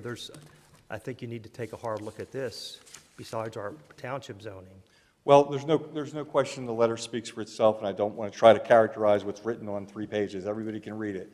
My only point was that I thought, at least again, I got it at 4 o'clock, so I didn't have a lot of time to read it, but I believe that it was positive about a residential use on the parcel as compared to commercial, and that was my only point. I don't think there's any question that the county's read was it was too dense. Okay. Yeah. I mean, I think what the county's saying is, in a very nice way, that R3 may not be an appropriate transition. Perhaps a slightly less dense development might be a more appropriate transition. My only point was that the county seemed, and maybe I'm basing a lot of this on the discussions also and what I think the letter says, that they were positive about residential, but there's no question they don't like the plan, and there's no question they think it's too dense. Okay. Are you finished, Phil? Yes, sir. For now? For now. So I did the same thing, having just received this. There are, this is not a glowing analysis by the county, and it certainly highlights that it contradicts the township's own comprehensive plan, such as things like alleys. We don't permit alleys. Phil, do we have any alleys in this community? I don't think so. Down at Oaks, there's a couple. Maybe. Well, they're old. So unlike a Northeast Philly home or a Delaware County home, with all due respect to them, we have an ordinance that we don't allow alleys, and for good reason. perpendicular parking here that the county called out that, again, we don't allow. Not to mention just the density. So we've given you feedback at the last meeting you were here, right? That this plan on its face does not fit with the township zoning, and our zoning is the way it is for a reason. And again, the county highlights some serious issues that you have to work on. So. I have a quick question. Are you done? Yeah. Sorry. Okay. It says in Jeff's report that you could have potentially up to 137 townhouses. Is that, and you cited 100. Yeah, let me say two things. Certainly, I read in that county letter about the prohibition against alleys. I was not personally aware of that until now. I'm not sure whether John was or not. One of the things that came up with the county, and maybe something that we want to look at as we move through this process, if we're fortunate enough to continue to move through this process, is that there was some discussion regarding the ability to maintain streetscape in a more favorable pattern or desire when there was rear loading. But again, we're asking for your input, and we appreciate your input, Supervisor Vagnozzi, very much. So, but there's a little bit of a give and take there. And regarding the density, I think what the letter says is that based on R3 and based on a two-dimensional look at this property, merely doing a calculation of area versus minimum lot size and netting out some roads, you might be able to realize 135 lots, or was that the number? 137. Okay, 137 lots. I don't disagree with that. I think that's quite possible. I think that from an engineering perspective, you're probably going to lose a significant number of those once you start actually designing basins, doing real roads with real curves and various engineering considerations. But, you know, we're not tied into a lot of things. We're mostly not tied into density. And clearly, if everything else was okay, there's a way to cap density on these projects. But we certainly don't see anything more than what we've shown you in terms of feasible development of this site. And based on the reaction we're getting from the County Planning Commission and from the supervisors, you know, the 100 number is too high. I have another quick question on here. It says the driveway on the 20-foot wide unit does not appear to be wide enough for 2 cars. Is that something that you're going to fix at the next stage, or? Well, because it was cited to have 2 cars in the garage and 2 cars in the driveway. yeah. Remember, we go back to the consideration of curb cuts and the width of curb cuts. And obviously, the narrower the curb cut, the more ability you have for parking, the more ability you have for landscaping. So we're trying to understand exactly how these units lay out in terms of the ability to come in and then flare off into 2 garages, as opposed to taking the impervious for 2 garages all the way down to the street. But that's a level of detail, frankly, that we are not even remotely close to. Not only are we not designing a plan, we're certainly not designing individual driveways. But again, and I would go back to you, Supervisor Vagnozzi, very much appreciate your comments. I guess the question, though, is are you opposed to residential, or is it just this residential? What do you think in terms of residential versus commercial? Because the county letter does seem to say, and your comprehensive plan does seem to lean toward a residential use as a transition and for a larger project like this. I guess I'm interested in that reaction. Okay, that's fair. I would say that you've improved the plan from the last time it came in. I still can't comprehend a 10-acre park on Ridge Pike. A 10-acre, okay. I just don't see that. Okay. And I don't know who's going to maintain that. That's going to be a costly maintenance item for a homeowners association. And I think the density's too high, you know, but. Is that something that the other board members, that he can take back and know that that's how you feel about the They're just my park? feelings that we haven't discussed it at all. No, I know, I'm asking them now, just for their, you know, because it's a good observation. Do the others feel that way about, well, his initial question was whether the park would be, whether you'd be interested in owning it as a township versus them. And so that, I'm inquiring about that, and also, what about what Phil said about it being a park at all of that size on Ridge? So, I don't know how you want me to bring a big sledgehammer out to you? Absolutely. What do you want? I mean, I can take it. Give you the sledgehammer. We don't want to, you know, everybody wants to make an offer for a park. Well, that's just hard for us to maintain. It costs us money. So it's like a gift that we have to maintain, and so it's not a gift. there's so many things that I have an issue with this whole project. So, Okay. you're reading me. I'm not a fan. I'm Okay. just not. You know, for a myriad of reasons. I don't want to take everybody's time, but I I have understand. one vote, and I'm not a fan of what you're trying to do here. The density is just too much, alleys and perpendicular parking, and again, Mr. Barker brought up a good point.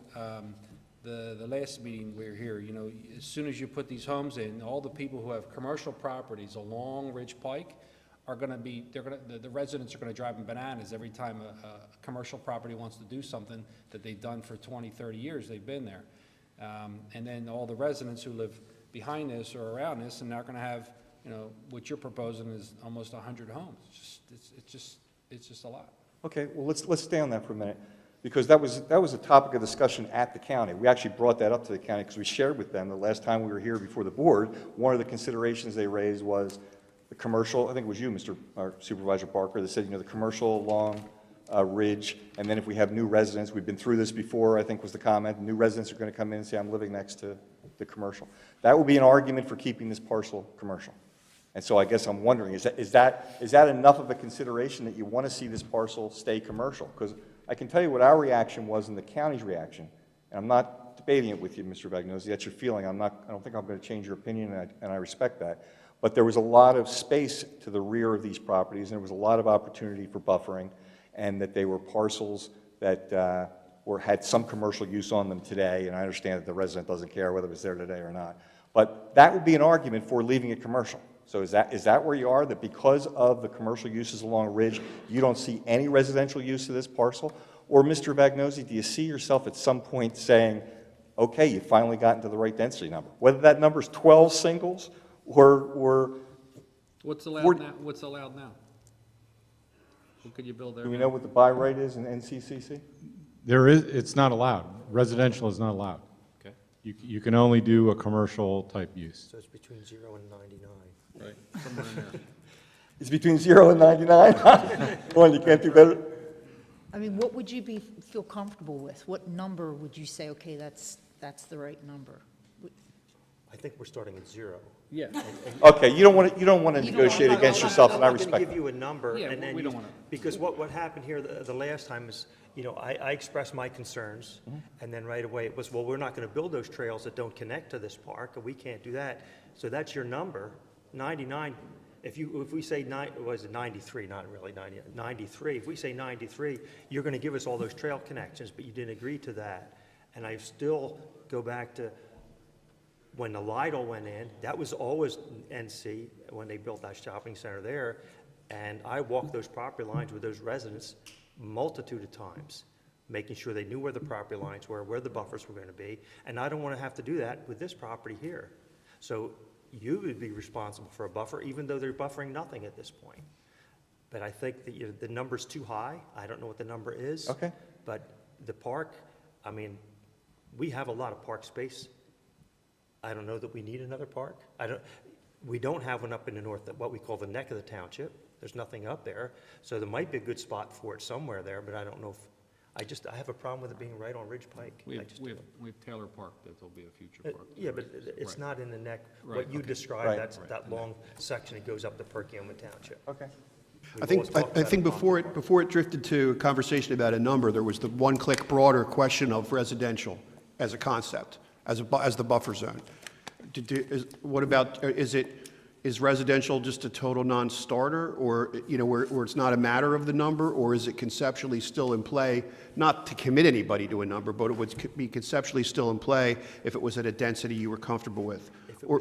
For me, if it was utilized, something like this, a residential use in the back would be acceptable to me, I think, based on what you've told me, and keeping the front commercial. Okay, and is the only negative to the park, and I don't want to phrase these questions like I'm trying to narrow you down to anything, Supervisor Barker. We've all been through this for a lot of years.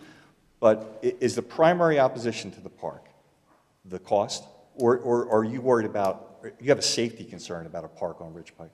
Well, I have a safety concern about a park on Ridge Pike, and the other issue, we have 85 acres at Taylor Park that could be developed, and we'll wind up with a public works department of 60 people trying to maintain all the parks throughout. We had always talked about before in the Park and Rec meetings, if you remember, Jeff, of having a pocket park somewhere back there for those residential areas. Right. I don't think this is a pocket park. I like the tot lot, and I like having a little parking area and a play area, but I just, personally, I think on Ridge Pike, it's a dangerous place. Yeah, and not enough benefit for what you see as burden on the townships, like giving you a road. Right. I understand. I have a question. The front part, is that wetland, like, could that ever become commercial anyway, are you saying? Because Actually, it was Tim, want to wetlands. address that? Mr. Woodrow, again, has been involved in this project for a lot of years, and the presence and the extent of the wetlands has only been something that's been recently discovered, right? That's true, Mr. Coles, yes. And Jeff, if you go back a slide or two, maybe. Brian, can you back a slide or two? Right here. maybe? Yeah, perfect, thank you. Yeah, when we were originally involved, again, probably in 2014 with Tornado Realty, and they were representing the estate in the transaction of the property, how to dispose of the real estate. And we kind of just started with some very rudimentary sketch plans. And the Tornados at that time did a lot of marketing and trying to determine if they could sell this parcel as a commercial piece of ground. And what we kind of determined through that Tornado marketing effort was that that area, I'll call it to the west of the Pico power line divide, did make some reasonable connection to the adjacent commercial properties. And we subdivided that, if you remember. We subdivided that property, and that 10 acres, whatever it was sold off, leaving us with what is to the east of the Pico power lines. And again, we did some sketches, and the Tornados kind of were looking for some buyers, and then the Pulte Group came along. And it was the Pulte Group who asked that we go out and actually do some environmental research. And so that light green shaded area here really revealed itself as the wetland area, the area that is protected through wetland regulation. There is kind of a stormwater draw that kind of comes along the backs of these properties and starts to concentrate down into the stream channel, and that is the source of the water for those wetlands, and that's why that is an encumbrance that we've got to avoid with any planning that we would do. If I could, look, there's, and I'd like to hear, I know there are some residents here.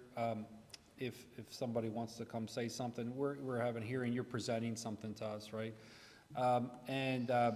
Look, it's a piece of property that can be developed. So we're not here to prohibit development. We just want smart development. It's got to be in the best interest of the neighbors and the best interest of the township. So I don't know if anybody, maybe we should hear some thoughts from some of the residents. If anybody want to come, I'm sorry if I'm going out of order here, Mr. President, but I mean, let's get some feedback. People are here. This is not a hearing, it's total free form. Good. Anybody say anything? Yes? No? It's okay. Nobody's going to make fun of you. It's okay. Good. Oh, you have something written? I'm Liz Moser. I live at 115 Greenwood. Elizabeth Moser. I live at 115 Greenwood. So I'm directly behind. Moser, M-O-S-E-R. So I'm pretty much behind where the new development is going in. And my biggest concerns are runoff, storm, water drainage, et cetera, to my property because it does already get a little bit wet. So when I see the wetlands that are under development, previous to this, we were just talking about another property going in on the other side of my house, where we will continue to have runoff from that property as well. And all of our properties on Greenwood are all wells. We have no sewer, no water, no township right now. So I'm most concerned about flooding and trying to understand kind of what's going in here. And I completely agree about the 17 children in 100 townhomes with 3 bedrooms. I don't think that's realistic in one of the greatest school districts in Pennsylvania. So, If it could, with all due respect to their plan, right? So any development that we do, your runoff will be better. Our requirements, and our engineers can speak to that. If somebody develops something, it's got to be better than what it is. So, and they're going to have to prove that you have less runoff from the property, and that's the case for everywhere. So that's a concern, but I will tell you that if whatever happens, if anything, we're going to make sure your runoff is better than it is today. and additionally to your point, Ridge Pike is extremely dangerous and very busy already. I think this year we've already had 3 deaths at the corner, right up the street. So I am also extremely nervous about, how we utilize the space for kids, et cetera. So. And put a trail across Ridge Point. Encouraging people at 45 miles. So, thank you. Okay. Is there anybody else? How about a bridge across Ridge Point? We go for a bridge. We need bridges.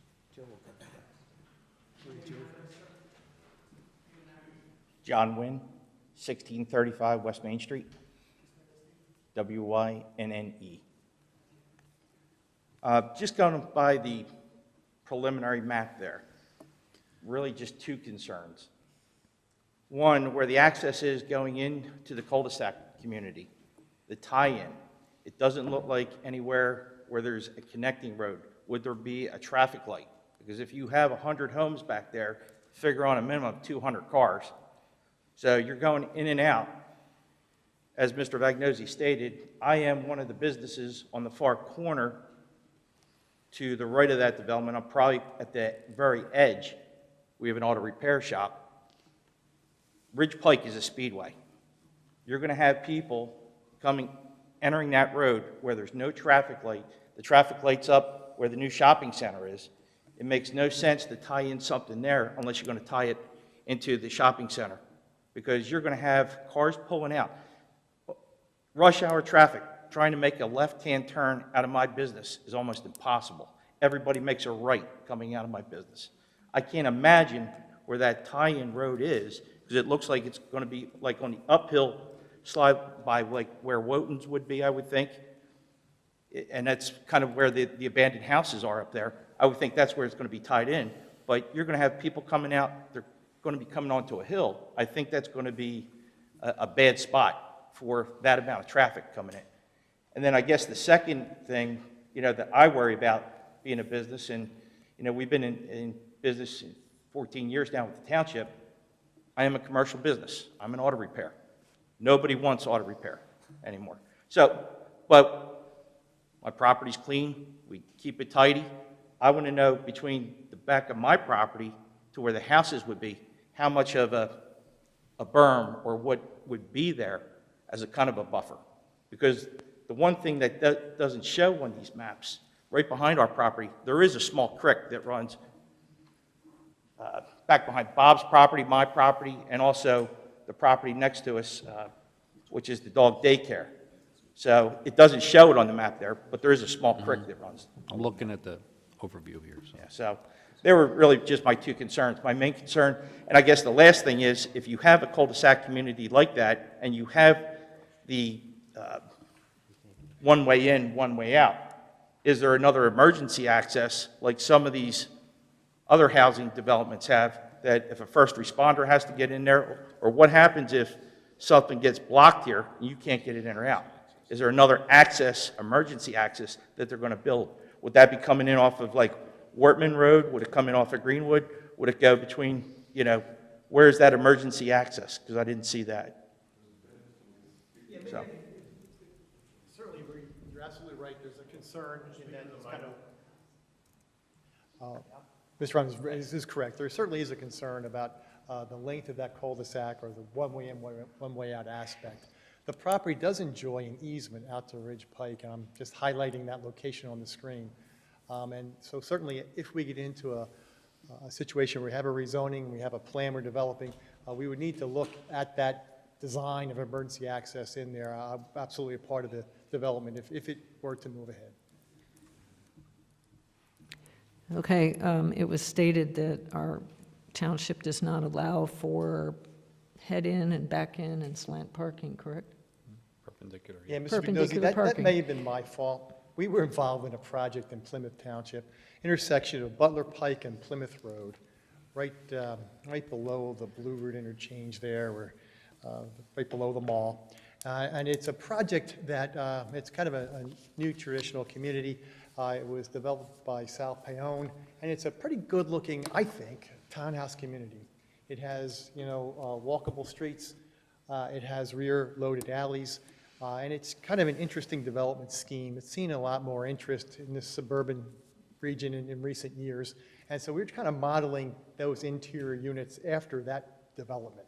So nothing that, just something different, something to look at that might provide a diversity of housing types in the project. So that's kind of where that came from. And again, take a look. If you like it, great. If you don't like it, it's no big deal. But Plymouth and Butler in Plymouth Township. So what we've heard here from the residents and property owners is runoff, traffic. There hasn't been a opposition to residential, right? However, just the characteristics of the residential that you're presenting, the alleys, I can't approve an alley. I can't approve perpendicular parking. Okay. And I can't approve anything less than the 32-foot street. Okay. Okay, I said that last time, okay, because the streets are too small, then you can't park, and then it's Northeast Philly and you can't get around. So maybe the ball's in your court here to come up with a different plan. Absolutely. No, very much Is appreciate it. that okay? Very much appreciate you being honest. We're just being brutally honest here, don't want to waste your time. I appreciate it. That's what we're here for. Okay, I'd like to state that at Collin Drive, Katy Circle, and Lizzie Lane is perpendicular parking. Is it in R3? It is townhousing. And I'm saying that it's in the township and it has perpendicular parking. So if it's not allowed, Well, it's not in our ordinance. It's not Well, in our- we understand that we need to conform with your ordinances, and you're not inclined to change perpendicular parking. I got it. Is there anything else that anyone else can tell us in regard to what we presented this evening?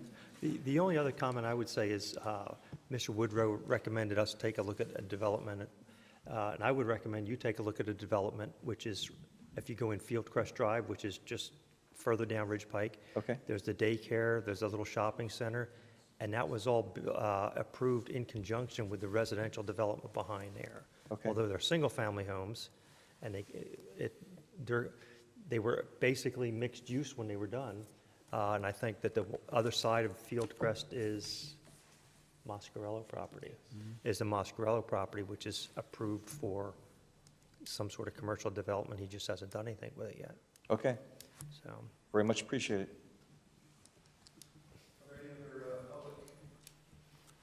Any other questions or comments from the public, sir?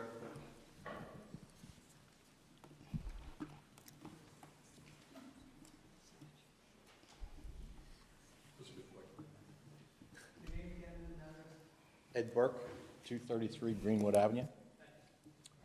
The difference between R1, R2, and R3, is that the size of the lots that would be put on this property?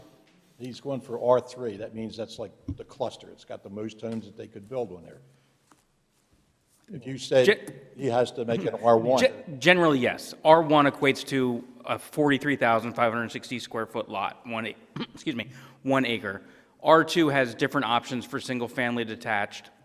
It's still only single-family detached, depending on if they have water or sewer.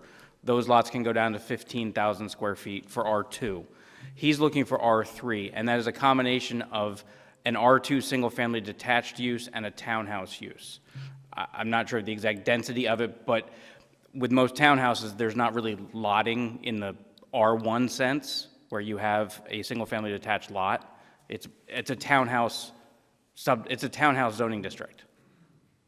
Does that answer your question? Well, what I'm trying to find is the number of homes they could put in like an R1. R1, if they have, 20 acres? I think where the gentleman's going, we can see this. The R3 is generally denser than the R2, is generally denser Obviously, than the yeah. R1. Obviously, yeah. Okay. What would be the price of these homes? Can you tell me that? I'm thinking about maybe drawing the tax rates up for, our homes existing there already, If we're drawing them down at the other side, The smaller units in the high, and the larger units in the smaller units in the high 300,000s, and the larger units in the mid 400,000. Wow. And that's as sold as compared to as offered on the sign. But by the time you actually go to the closing table, that's the amount of money that's changing. My property borders on the lot, my acreage. Are they planning on putting any kind of fence around that? have not designed a plan. Obviously, we're going to have to buffer. We're going to have to buffer from the auto use there. So as we work through this process, if we're fortunate enough to continue to work through this process, we're going to get to a design, and we're going to be able to show specific buffering, fencing, placement of buildings. But we're not remotely there yet. Because you haven't got permission from. We haven't the even change. gotten zoning, let alone. That's what I mean. Yeah, we haven't. We couldn't prepare a land development right now if we wanted to, because we wouldn't know what guideline to follow. Okay. We're trying to establish some guidelines for the future. Okay, thank you, sir. Looks like there's one more person who had a question or a comment. Are you coming up, sir? Are you? Okay, sure. Maybe two more, and then we'll close the record. Yes, Bob McCormick, 1633 Main Street. I'm adjacent on the right side there. I guess first of all, the schooling, it would be, being at Springford Township, it would be a huge draw and would bring a lot of children for for our township, Springford. Also, I was wondering, are they going to be houses for sale? Are they going to be townhouses for rent? Or what would be your intention? Well, the intention is to sell them. Pulte isn't in the rental market on townhouses. But that's not to say that they're going to necessarily be owner-occupied. That's not up to us. The township can't regulate that. Anybody can buy a house and rent it. But certainly Pulte will be selling each one of the somewhere between 0 and 90 units, which may eventually be on this property. Well, I'm hoping it would be more like an R1 than an R3, that's for sure. And I don't know, I think it would be toxic just to throw that many houses amongst a rural part of our township. That's all I have to say. All right, thank you. There was someone over on the other side of the room. Okay, ma'am, why don't we give you the final say?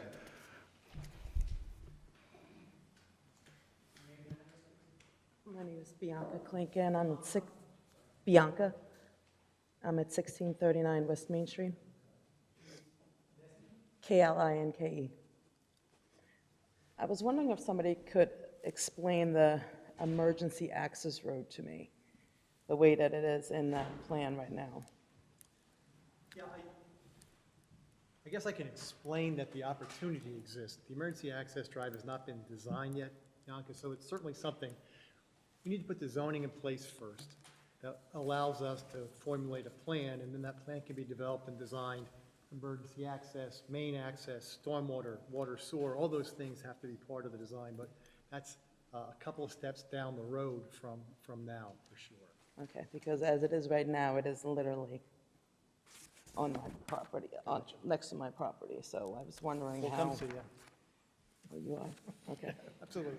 Okay, and then again, the same with the wall around the Yeah. development. There's nothing set in stone or a wall or fencing, Oh, yeah. privacy. No, at this point, I think we heard loud and clear that any plan we bring back has to do something to do a better job with buffering the adjacent properties.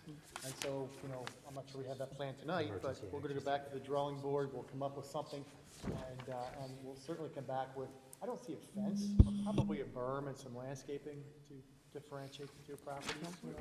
Probably a little bit more distance from what we're showing, but that's just kind of playing off what I've heard this evening. Okay. Okay, and then my worries are traffic. As Mr. Wynn had said, it is a nightmare pulling out on Ridge. I mean, 10 minutes, 15 minutes, so that'll just add 200 more cars onto Ridge, and it's as bad as it is already. So, that's it. Thank you. Okay, of course, the parcel is zoned for commercial activity, so there could be cars on there under any scenario, but your point is taken, and it's certainly a busy enough road that your points are important ones, and they would be a part of the overall thought process. I think, hopefully, Mr. Coles, you got enough feedback to make the evening worthwhile. Do you have any other last questions for the board, or are you going to take your... No, I appreciate all the input, very, very much appreciate the feedback. Let me just tell you before we leave as a last note, we did have traffic planning and design go out and do a comparative analysis of traffic generation, and I'm glad to give that to you, Mr. President. We can mark it as A4 if you like.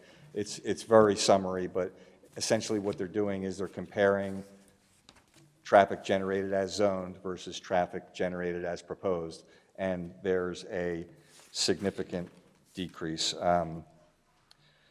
The conclusion is that townhomes generate approximately 10% of the daily traffic that will be generated by a full commercial use of this site.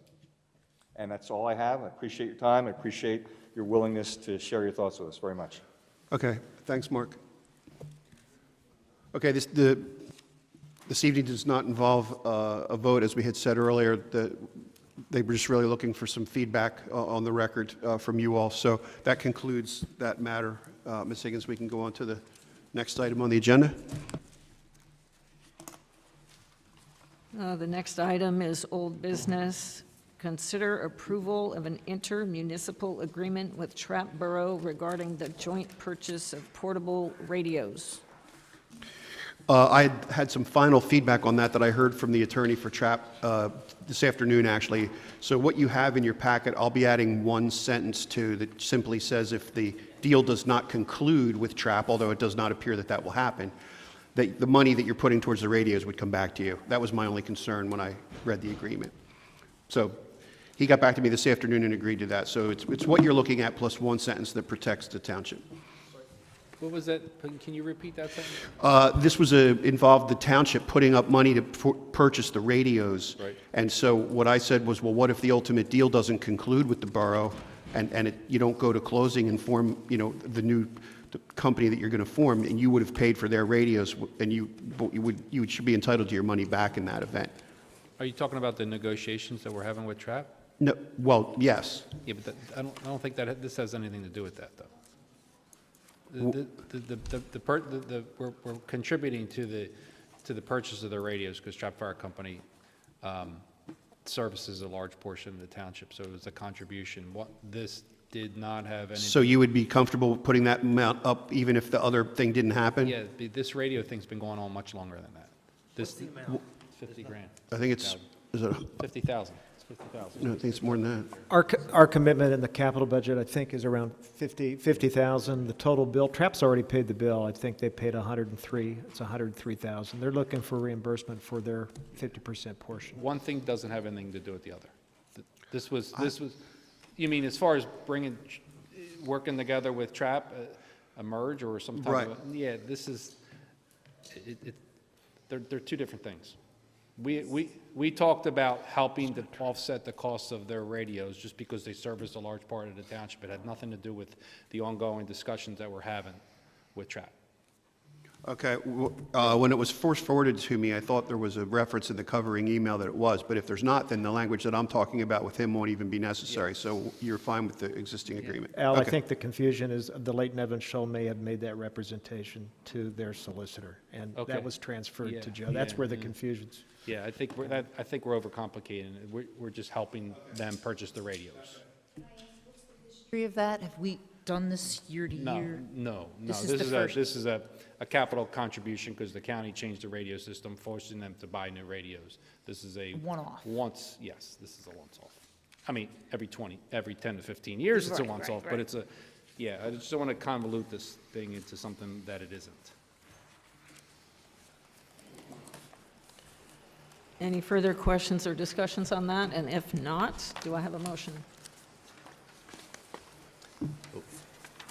I'll make a motion to approve the intermunicipal agreement with Trapp Borough regarding the joint purchase of portable radios for approximately $50,000. Is that correct, Mr. Tieberman, roughly? I'll second that. I have a motion and a second to approve an intermunicipal agreement with Trapp Borough regarding the joint purchase of portable radios in the approximate amount of $50,000. All in favor, say aye. Aye. Aye. All opposed? Motion carries. The next item, consider authorizing the advertisement for bids for the Old State Road Sanitary Sewer Main Extension Project.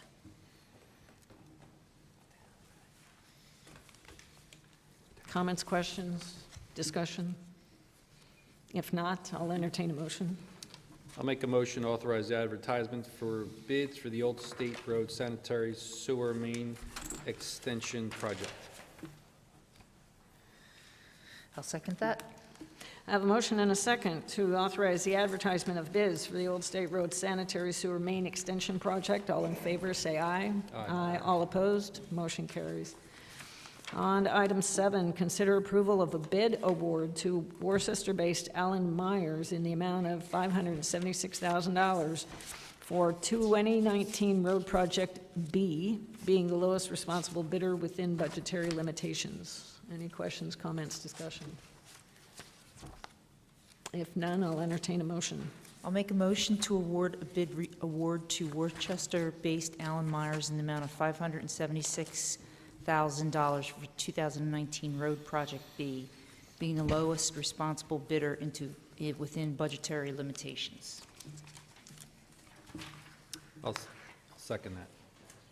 I have a motion and a second to award a bid to Worcester-based Allen Myers in the amount of $576,000 for a 2019 Road Project B, being the lowest responsible bidder within budgetary limitations. All in favor, say aye. Aye. Aye. All opposed, motion I carries. just have one question, Mr. Dingman. When is, I'm sorry, did you? It was a no vote. Maybe we had a no vote. Oh, sorry.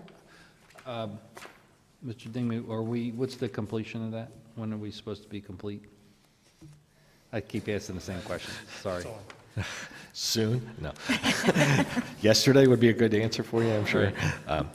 Before the end of the summer, before Labor Day. Okay. I believe the motion still carried. New business action items is consider request of Representative Melissa Schusterman for fee waiver for special events application.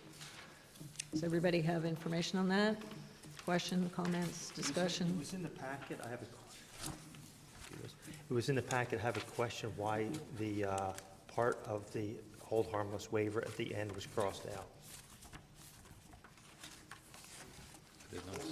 At the very end, yeah, there's a hold harmless waiver on the very last page, and it was crossed out.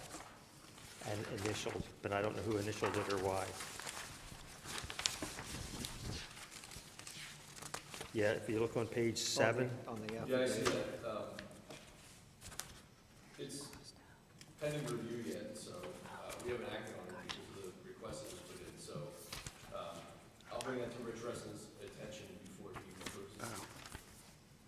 Yeah, why would we give up any liability? I don't understand that.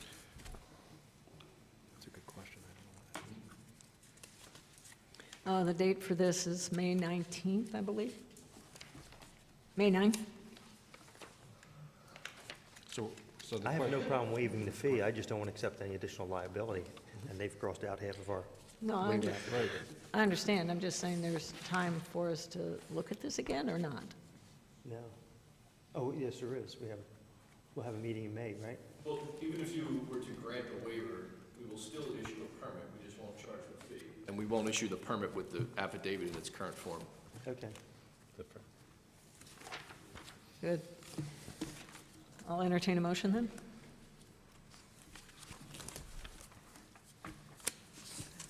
I'll make the motion to approve the waiver request for Representative Melissa Schusterman for a special events permit application, provided that we complete the waiver is completed to the satisfaction of our solicitor. Second that. I have a motion and a second to approve the fee waiver request from Representative Melissa Schusterman for a special events permit application. Whatever Mr. Barker added on to the end there. All in favor, say aye. Aye. Aye. All opposed. Motion carries. Moving on, manager and department head reports. Community needs survey update. Mr. Tieperman. Everybody get my highlights report of the weekend. There are two items I just wanted to point out to you. The community needs survey in your report was the latest update. Over the weekend, I received the final qualitative findings that they did for the focus groups. I'm going to be sending this out to all the board members, and Lori was in my office today. We did a download. It was a very intense download. So if anybody has any problems with getting that reading on your laptops, let me know.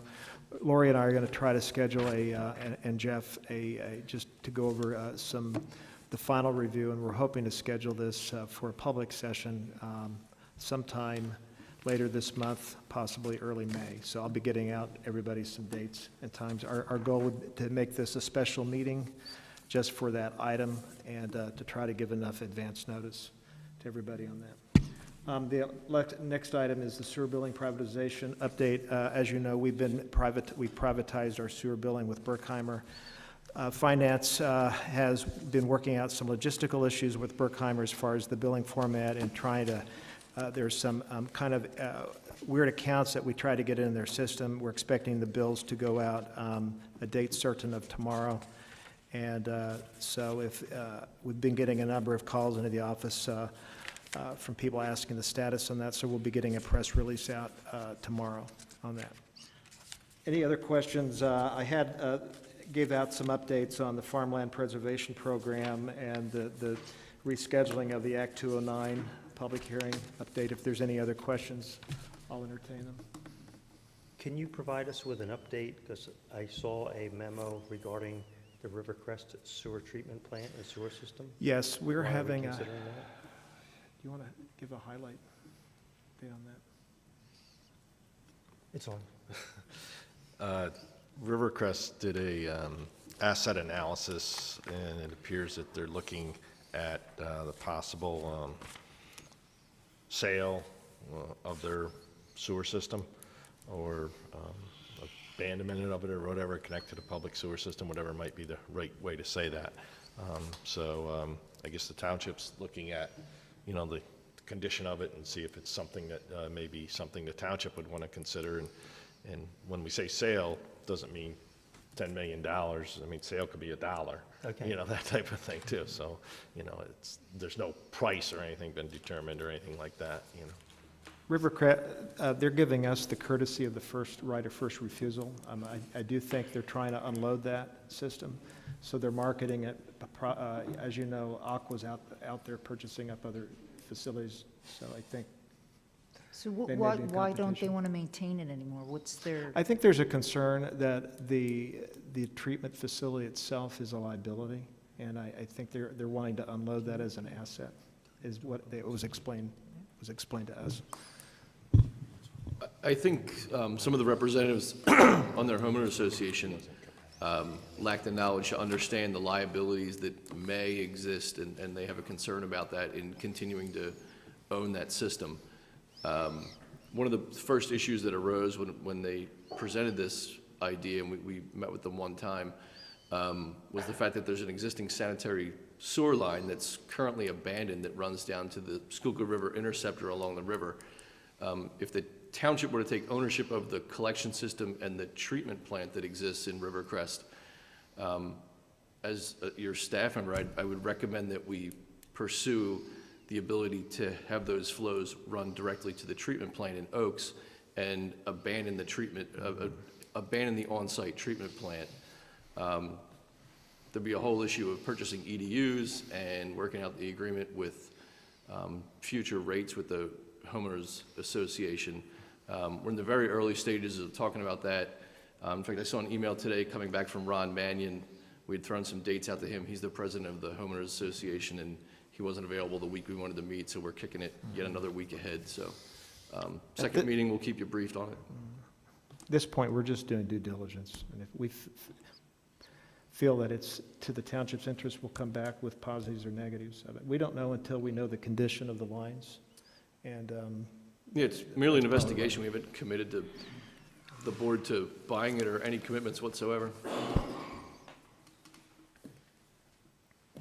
How many other housing associations have their own? Is this unusual that they have their own?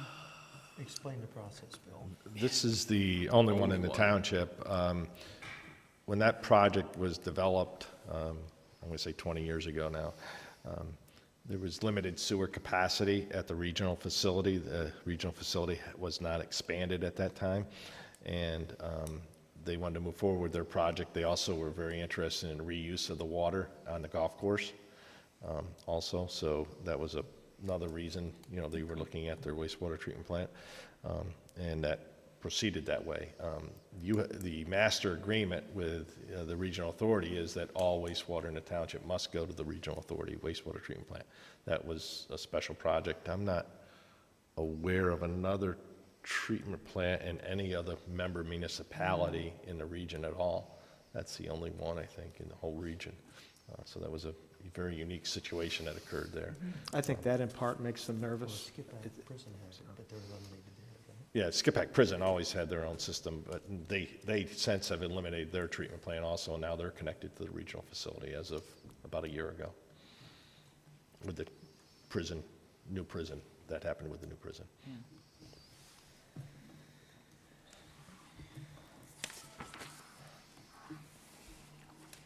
And, excuse me, the solicitor's report, I believe Mr. Bresson has some information regarding money.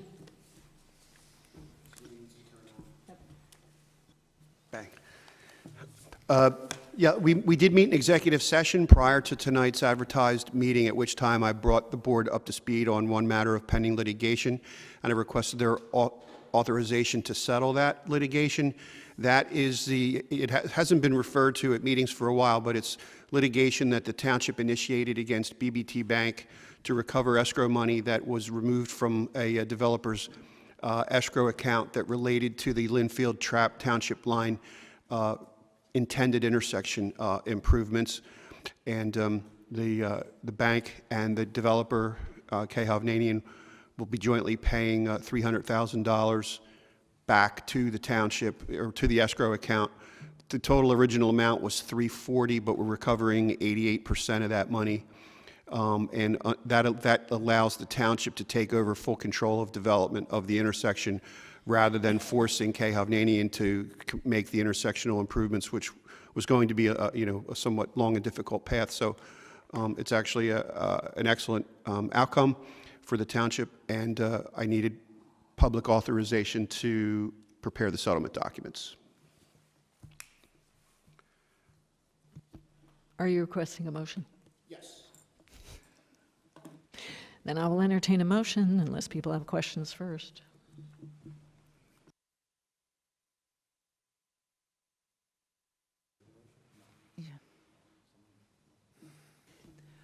I'll make the motion that we authorize the solicitor to prepare the documents for the settlement of the Hovnanian BNB Bank? BBT Bank settlement for the improvements at Linfield Trap and Township Line Road. I'll second that.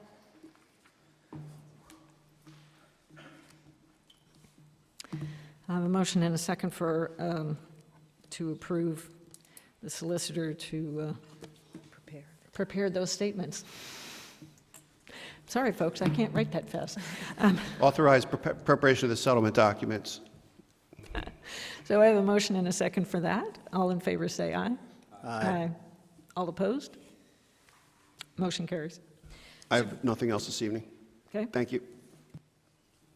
Supervisors' comments. Consider cancellation of April 15 board meeting, which I thought we did last time. Did we not? I thought we had canceled it. Oh, okay. So we've already decided to cancel it, but we are not going to have a Board of Supervisors meeting on April 15th because too many of us will be in Harrisburg at a conference. We have a special meeting scheduled for April 22nd, 2019 at 7 p.m. for disposition of Lock 60 trail bids, approval of cost-sharing agreement with Montgomery County for the same issue, and some other business. So that will be a substituting Board of Supervisors meeting. Do we need a motion for this? I don't think you really have to have a motion, but it'll be advertised if it's going to be standing in place of.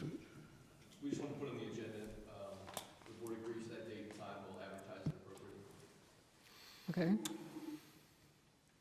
We're all okay with that? All right. Any other supervisors' comments? Yeah, I have one thing. Brian, can you bring up the internet here? I just want to, there was a bad accident at Hopwood and 29 the other day, last Thursday. A couple photos from it. It just continues to be a problem intersection, an intersection that's avoided by everybody who lives in the region there, and I know we're discussing potential development there, and as soon as Brian gets it up, we'll just take a look. But here we go. We have some good photos. Well, they're horrible photos, but they're photos. And our fire companies are very good at posting. Come on, scroll down. Yeah, just keep scrolling down. Keep on going, keep on going. This isn't working out the way I wanted to, Brian. It's all right. Keep on going. Oh, today's April Fool's Day. Keep on going. See, I'm not signed in, you know, I'm not browsing Facebook anymore. Keep on going, a little bit more. Here we go. Hop 1 and 20, it's Thursday morning around 10 o'clock in the morning. So it's a problem intersection that this township needs to address. So that's all. Anybody else? My closing comments are my current books that I'm reading are Frederick Douglass. Well, I'm listening to it, actually. And I'm rereading all the Harry Potter books. I'm on book 5. And with that, I'll entertain a motion to adjourn. I'll make a motion to adjourn. Second that? We have a motion and a second to adjourn. All in favor, say aye. Aye. All opposed? Motion carries.